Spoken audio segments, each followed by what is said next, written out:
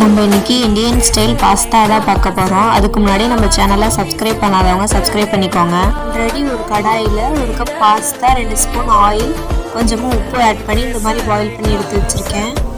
அதே கடாயில் எண்ணெய் ஊற்றி சோம்பு, இஞ்சி பூண்டு பேஸ்ட் போட்டு நல்லா மிக்ஸ் பண்ணிக்கலாம்.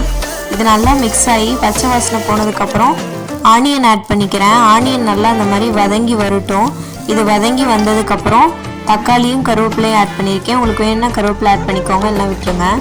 உப்பு ஆட் பண்ணிவிட்டு 1 spoon red chilli powder, 1 spoon coriander powder, கொஞ்சமாக கரம் மசாலா ஆட் பண்ணி இந்த மாதிரி மிக்ஸ் பண்ணிவிட்டு நான் 3 எக்கு உடச்சி ஊற்றிருக்கேன். அதுக்கு தேவையான உப்பு, பெப்பர் தூள் போட்டு நல்லா இந்த மாதிரி மிக்ஸ் பண்ணிக்கலாம்.